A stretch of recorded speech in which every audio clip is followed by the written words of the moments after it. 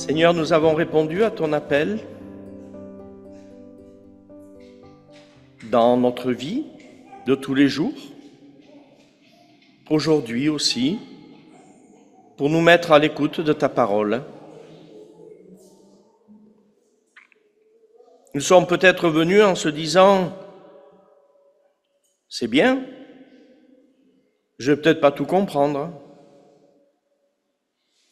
Et c'est vrai, on a besoin d'être aidé pour comprendre ce que Dieu veut nous dire pour nos vies, dans nos vies. À l'écoute de la parole, nous te demandons de nous éclairer par ton esprit, Seigneur, afin que ces paroles deviennent lumineuses et nous engagent à la sortie de ce temple. Amen. L'évangile de Jean, chapitre 10, au moins les 10 premiers versets. Oui, je vous le dis, c'est la vérité. Si quelqu'un n'entre pas par la porte dans l'enclos des moutons, mais s'il passe par-dessus le mur à un autre endroit, c'est un voleur et un bandit. Mais celui qui entre par la porte, c'est le berger des moutons.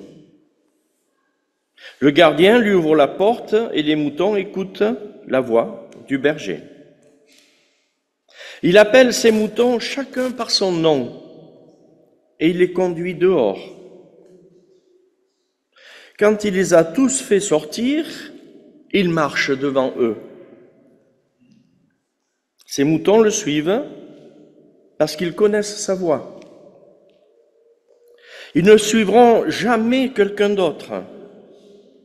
Au contraire, ils fuiront loin de lui parce qu'ils ne connaissent pas la voix des autres personnes. Jésus utilise cette comparaison, mais les gens ne comprennent pas ce qu'il veut dire. Alors Jésus ajoute, « Oui, je vous le dis, c'est la vérité, la porte pour les moutons, c'est moi. Tous ceux qui sont venus avant moi sont des voleurs et des bandits. Mais les moutons ne les ont pas écoutés. La porte, c'est moi. Celui qui entre en passant par moi sera sauvé. Il pourra entrer et sortir et il trouvera de la nourriture. Le voleur vient seulement pour voler, tuer, détruire.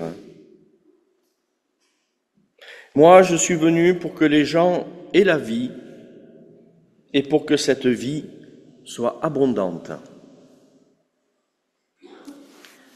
Seigneur, ta parole est vérité. Éclaire-nous et conduis-nous par ta vérité. Amen.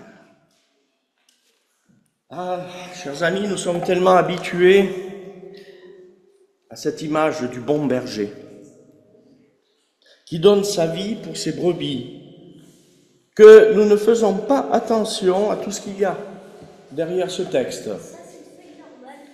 Nous oublions la plupart du temps que le métier de berger était dans l'Antiquité juive un métier méprisé, qu'il était réservé aux plus modestes. Leur sort était parfois moins enviable que celui d'un esclave.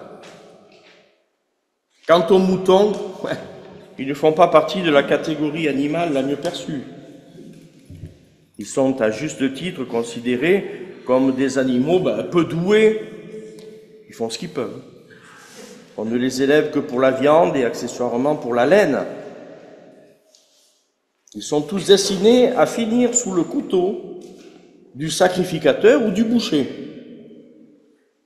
Et on a cependant une tendresse particulière, alors pour les petits, toujours, pour les agneaux, quand ils sont si petits, si attirants.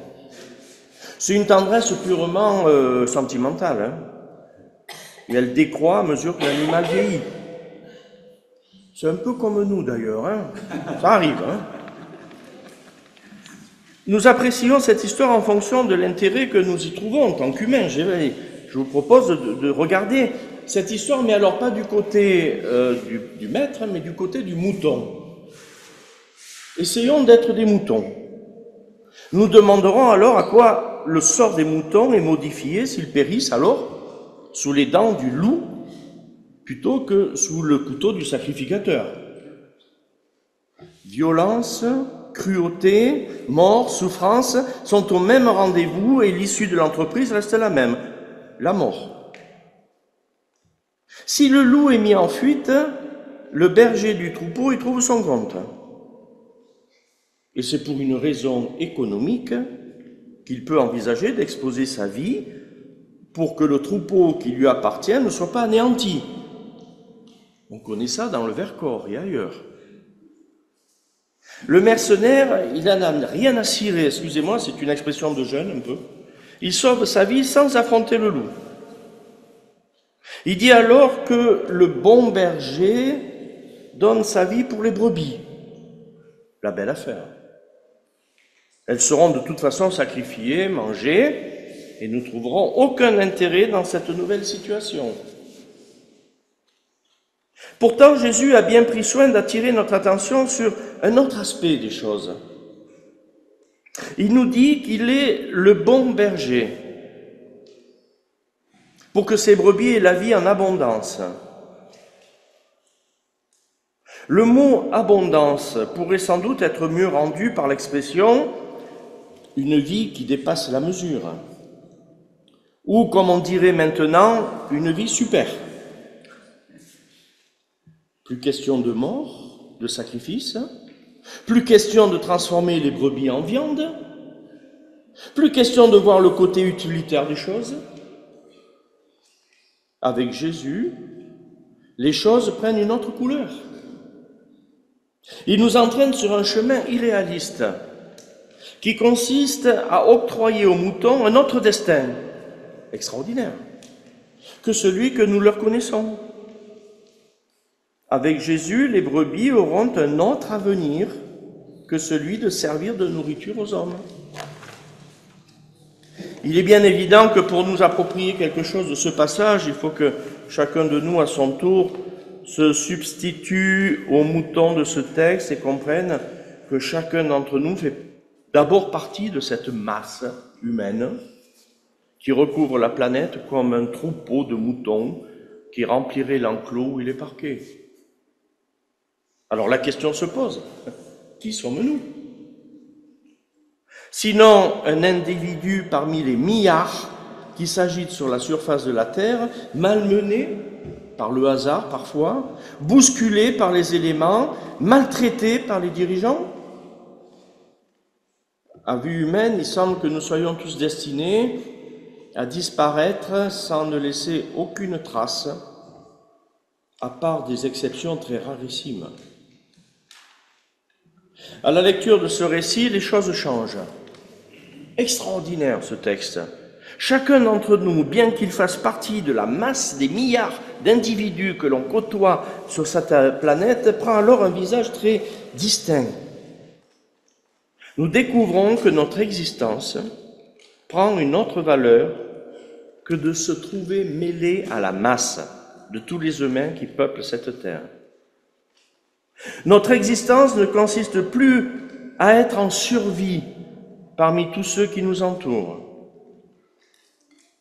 Nous sommes destinés à jouir d'une super vie, une vie super, qui s'individualise sous l'influence de Dieu qui nous prend en charge.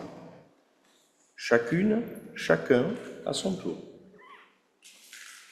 C'est alors que ce texte nous invite à prendre conscience aussi des loups qui nous menacent, parce qu'ils sont là. Je suis désolé.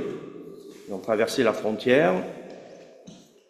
Les loups vont s'en prendre à l'aspect grégaire de notre personnalité. Ils vont chercher à faire que nous nous comportions comme des moutons, sans berger, en détruisant en nous ce qui nous distingue des autres.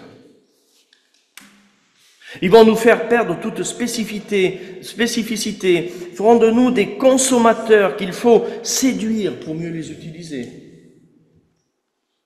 Ils vont nous pousser à croire que pour le prix d'une jouissance immédiate, nous devons consacrer toute notre existence à la sacrifier aux lois. Alors, il y en a plein, du marché, de la mode, afin de ressembler le plus possible au modèle que nous proposent les loups d'imiter. Ces loups qui dévorent notre autonomie, notre indépendance, sont les alliés de tous les mercenaires, hein, c'est dit, hein, qui se donnent des allures de berger. Et il y en a. Ces mercenaires, ce sont tous ceux qui, à coups d'arguments, nous assurent que le succès de notre société n'a pas d'autre issue que de vendre son âme à la consommation, à la pensée unique. Ils prétendent que le bonheur est dans la jouissance immédiate. Vous verrez ça tous les jours. Suivant les époques, leurs discours se sont colorés, c'est vrai, différemment, mais ils ont toujours visé à engloutir la masse des humains dans des projets qui globalisent tout, où chacun suivrait le même chemin que son voisin et redouterait d'être différent de lui au risque d'être rejeté. Je ne suis pas comme lui, il faut que je sois comme l'autre. Les faux bergers se cachent aussi derrière les idées du moment. Elles aussi empruntent le même chemin que la mode, suivant les époques et les intérêts de ceux qui influent sur nous. Elles nous poussent à devenir des va-t-en-guerre ou des va-t-en-paix et nous entraînent à discriminer les uns pour valoriser les autres, si bien que chacun est invité à faire une sorte de chorus avec la foule. Chacun s'habille comme tout le monde pour finir de penser comme tout le monde. En tant que minoritaires protestants, nous sommes avantagés sur les autres, car nous avons dû, dans le temps, et peut-être que nous continuons d'ailleurs, à résister aux idées du moment pour conserver notre spécificité. Grâce à Dieu. Grâce à Dieu, le bon berger est au milieu du troupeau pour faire de nous autre chose que des brebis qui suivent sans retenue celui qui les entraîne. Il est dit qu'il donne sa vie pour nous, c'est-à-dire qu'il offre son exemple, son évangile, sa manière de penser comme solution alternative aux pressions extérieures qui pèsent sur nous. Il y a un plan B avec Dieu. Il propose le temps et l'éternité là où les valeurs ambiantes proposent l'urgence et les utopies provisoires. Il nous propose de trouver en nous-mêmes du sens à notre existence qui ne soit dicté ni par les médias, ni par la mode du moment, les dictateurs. Il nous apprend que nous ne sommes pas des individus dont la vie est destinée à ressembler à celle de la masse. Il se propose d'enrichir, valoriser notre vie pour qu'elle devienne une vie super. Le bon berger se propose donc de donner de la valeur à notre individu. Il est capable d'aller jusqu'au fond même du cœur de chacun d'entre nous pour y injecter un supplément de vie dont lui seul est dépositaire. Cela répond toujours à la question: qu'est-ce que ça m'apporte de plus de croire en Dieu? Le bon berger ne conçoit nos existences que si lui-même les partage. Ainsi, il se propose de nous apporter une originalité qui nous soit propre. Cette originalité consiste à savoir qu'il nous prend lui-même en main et nous propose de vivre selon nos natures profondes, marquées du doigt de Dieu depuis les origines de l'humanité. En faisant de nous des individus autonomes et responsables, il pèsera sur l'évolution du monde, qui s'orientera alors dans le sens où il souhaite qu'il évolue, vers l'amour et le bonheur, le partage, le pardon. Chers amis, nous n'avons pas vocation à être une goutte d'eau parmi les autres gouttes d'eau. Nous avons vocation à devenir des individus distincts des autres, au service des autres, pour que chacun puisse jouir ici-bas d'une vie qui le dépasse.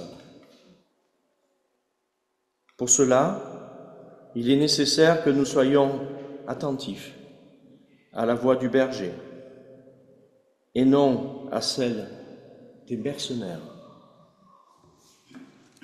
Amen.